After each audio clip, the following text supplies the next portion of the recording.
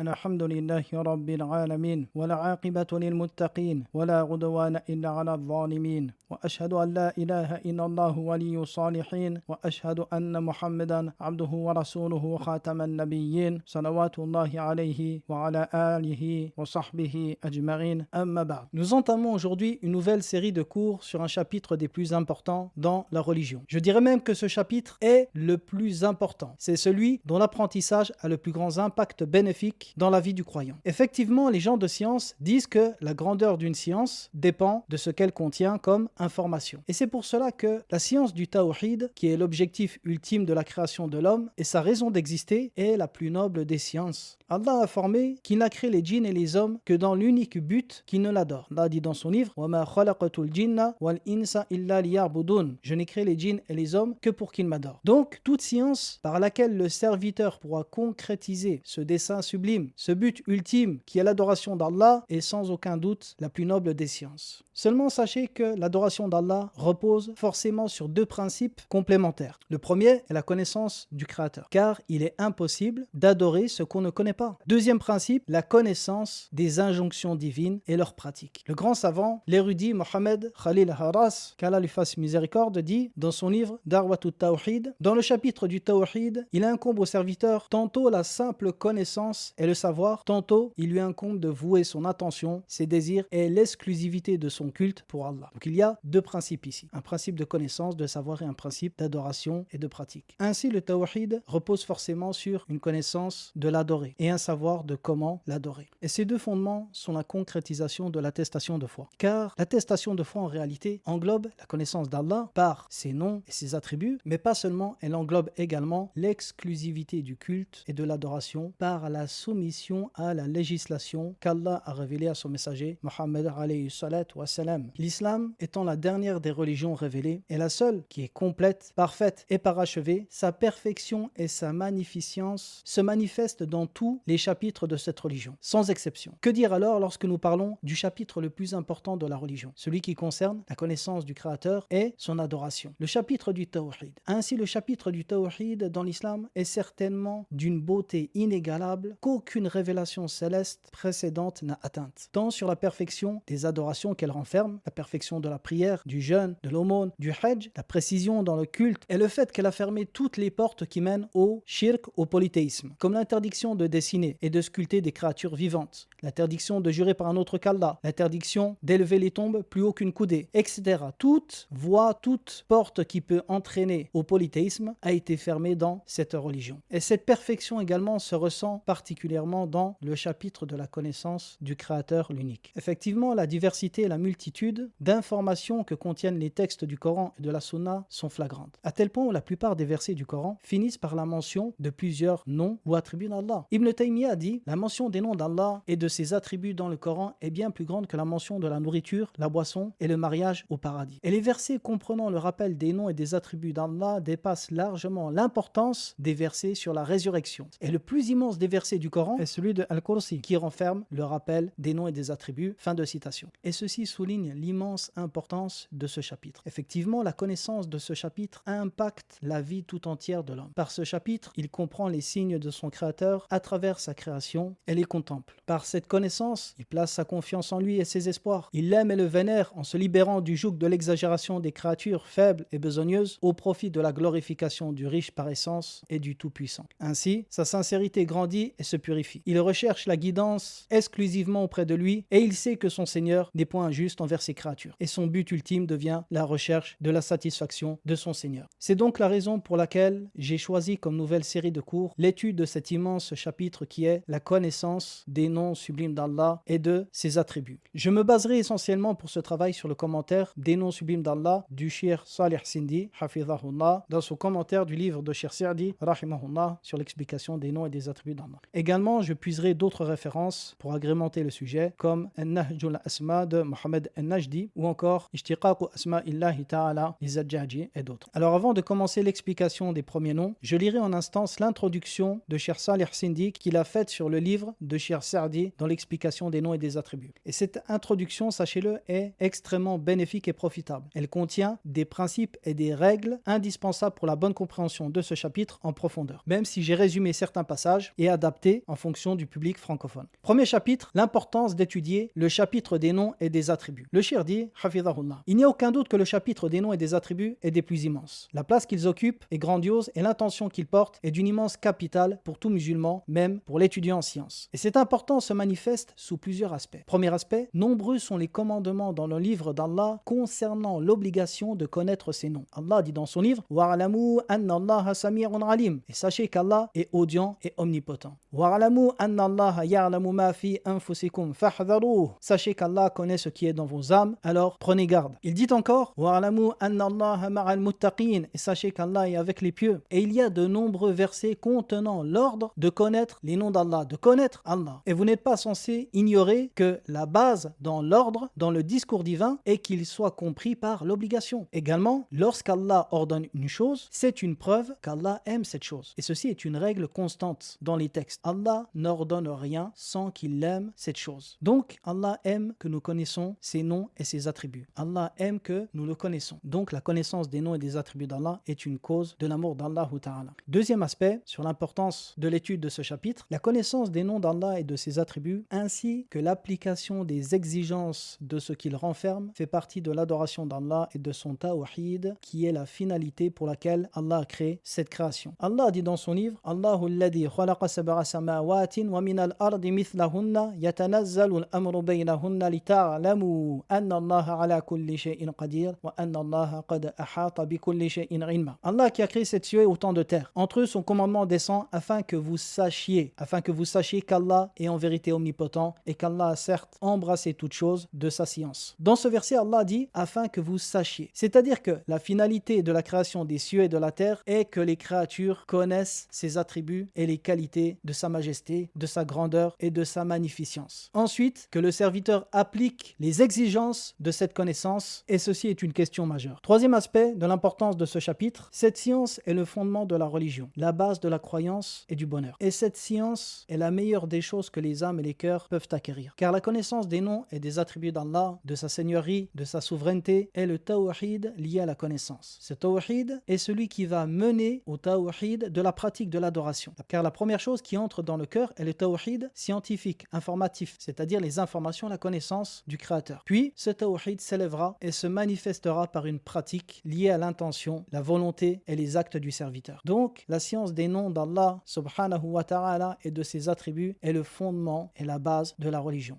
Le quatrième aspect qui souligne l'importance de l'étude de ce chapitre est que la science des noms et des attributs d'Allah ouvre la porte de la servitude envers Allah. La servitude, la soumission et l'adoration. Car sans la connaissance d'Allah, aucune adoration, qu'elle soit du cœur ou des membres, n'est possible. Est-il possible qu'un serviteur adore Allah sans le connaître? Ceci est une chose impossible. C'est même imposer quelque chose d'impossible. Si l'on disait à quelqu'un, tu dois adorer un Seigneur dont tu ne connais rien, comment ferait-il? Nul doute qu'il ressentirait une des plus grandes gênes et difficultés. Il convient donc de savoir que chaque nom parmi les noms d'Allah renferme un type particulier d'adoration et de soumission qui lui est spécifique. Et c'est la raison pour laquelle Allah a dit en parlant des savants, Innama yakhshallaha min ibadihi al-ulama. Et certes, ceux qui craignent Allah parmi ses serviteurs sont les savants. Et celui qui connaît le véritable bonheur est celui qui adore Allah par tous ses noms et attribue par l'invocation par ses noms et l'application de ce que leur sens implique. C'est-à-dire qu'ils ne se contentent pas d'invoquer Allah par un seul de ses noms, mais plutôt ils diversifient leur évocation selon les sens qu'ils renferment, conformes à sa demande et sa situation. Et c'est un des objectifs immenses dans la révélation de ces noms. Allah nous a enseigné ces noms pour qu'on les connaisse et pour qu'on l'invoque par ceci, pour ce qu'ils renferment comme sens, ce qu'ils renferment, ce qu'ils impliquent comme conséquence. Et c'est ce qui fait de ce chapitre un des plus grandioses et immenses. Et en parler pourrait durer des jours et des nuits, et c'est la raison pour laquelle les savants ont donné énormément d'intérêt à commenter et à expliquer ces noms, comme l'a fait Ibn al-Qayyim dans Tariq al-Hijratain ou encore dans son livre Madarijus Salikin. Cinquième Cinquième aspect de l'importance de ce chapitre, sachez que la connaissance des noms d'Allah et de ses attributs est une voie qui mène au paradis. Le paradis, qui est l'objectif des adorateurs, pour lequel s'attellent avec ardeur les itinérants, compte parmi les causes d'y entrer et d'y parvenir la connaissance des noms d'Allah et l'application des sens qu'il renferme. Comme l'a rapporté l'imam al-Bukhari et l'imam Muslim, le prophète alayhi salatu wa salam a dit: Allah a 99 noms, 100 moins 1. Quiconque les dénombre entrera au paradis. Le terme ici employé dans ce hadith, c'est faman ahsaha, qu'on peut traduire par dénombrer. Et les gens de science ont fait couler beaucoup d'encre sur ce qui est voulu par ce terme ahsaha dans ce hadith. Et probablement on peut résumer ce que les gens de science ont dit par le fait qu'il s'agit de dénombrer ces noms par la connaissance, leur mémorisation, la connaissance de leur signification et l'adoration d'Allah par ce qu'ils contiennent comme sens. Et ceci est certes plus élevé que la simple foi au nom d'Allah et à ses attributs, ou encore à les mémoriser sans comprendre leur sens. Donc voici un aperçu bref pour éveiller l'ardeur dans l'étude des noms et des attributs d'Allah afin d'entamer l'apprentissage de leur signification avec sérieux et détermination. Ensuite, le shir mentionne une nouvelle introduction. Il dit: les règles établies par les gens de la sunna et du consensus dans le chapitre des noms et des attributs. Donc voici un chapitre dans lequel le shir va mentionner plusieurs règles spécifiques à ce chapitre afin de mieux le comprendre. Le shir dit, hafidhahullah, il s'agit d'une introduction importante concernant les noms d'Allah. Il convient que l'étudiant en sciences religieuses garde toujours à l'esprit les règles établies par les gens de la sunna et du consensus dans le chapitre des noms et des attributs s'il veut rechercher leur signification. Et il existe beaucoup de règles, mais voici les plus importantes. La première règle, savoir que les noms d'Allah sont sublimes. Allah Ta'ala a informé dans 4 passages de son livre qu'il possède les noms sublimes. Al-Asma'ul Husna. Dans Surat Al-A'raf, Walillahi al-Asma'ul Husna. C'est à Allah qu'appartiennent les plus bons noms. Dans Surat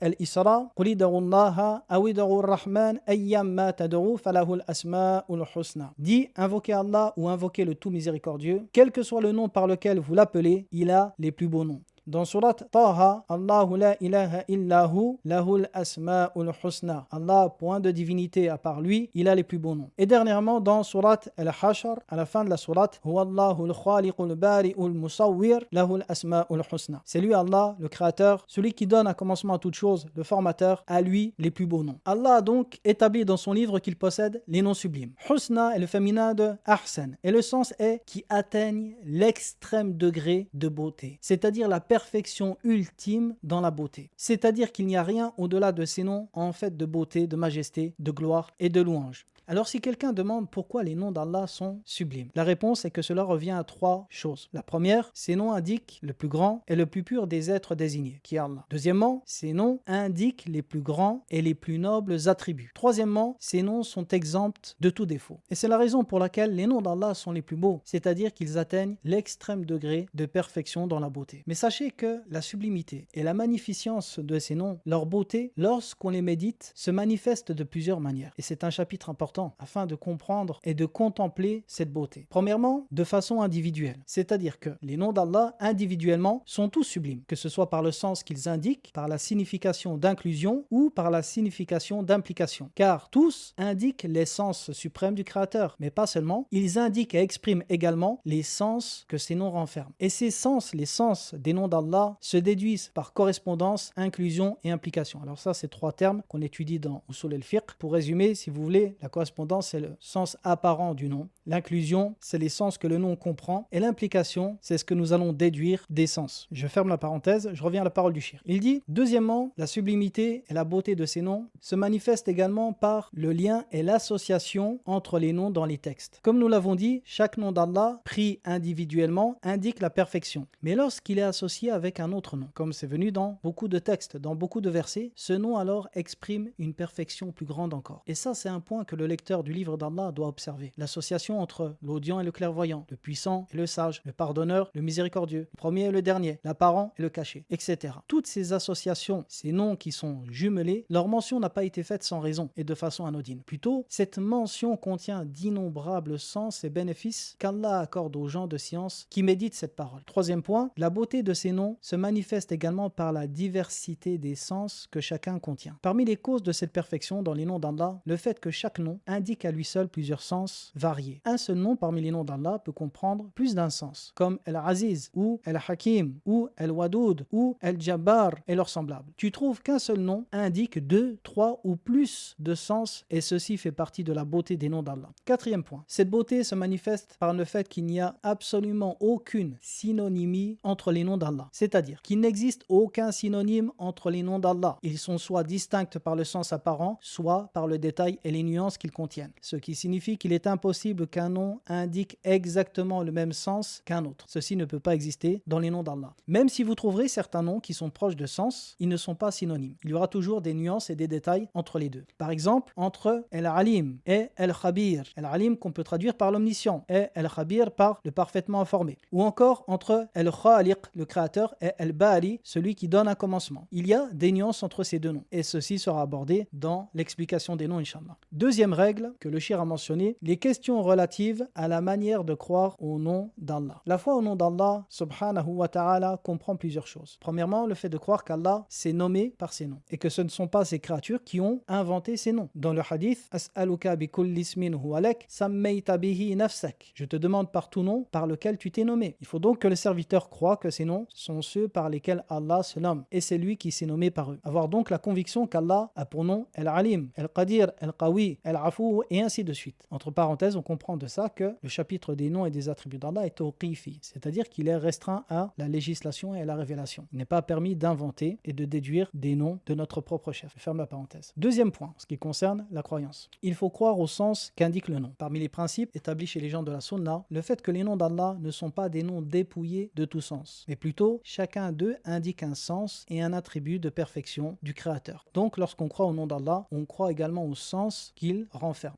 Troisième point, croire aux conséquences et à l'impact qu'indiquent ces noms lorsqu'ils sont transitifs. Lorsqu'on médite les noms d'Allah du point de vue de leur sens, vous verrez que certains noms ont un sens intransitif et d'autres un sens transitif. Des noms intransitifs comme le nom d'Allah El-Azim, l'immense, ou Al-Sayyid, le Seigneur, ou Al-Hayy, le vivant, etc. Et des noms dont le sens est transitif comme El-Khaliq, le Créateur, Al-Rahim, celui qui fait miséricorde, El-Ghafour, le pardonneur, etc. C'est-à-dire que ces noms ont un effet sur les créatures. Le sens qu'ils contiennent est un sens qui a un impact dans la création. Le serviteur doit donc croire que ces noms ont des effets sur les créatures. Par exemple, qu'il croit qu'Allah a pour nom El-Khaliq, le créateur, il doit croire également qu'il a l'attribut de création et qu'il crée. De même, lorsqu'il croit qu'Allah a comme nom El-Ghafour, le pardonneur, eh bien il croit qu'Allah pardonne les péchés de ses serviteurs. Et c'est une règle qui s'applique à tous les noms dont le sens est transitif. Même si, j'attire votre attention sur un point, c'est que même les noms qui ont un sens intransitif ont un impact sur la foi du serviteur. Et là on parle d'impact réel et non abstrait dans la création. Quatrième point, concernant la croyance au nom d'Allah, le fait d'adorer Allah par ses noms et l'invoquer par eux. Alors, l'invocation ici, qu'on traduit du terme ad-dua, il faut savoir que le terme ad-dua en arabe peut avoir deux sens. Le sens de l'adoration ou le sens de l'invocation. D'accord? Donc, ce qui est voulu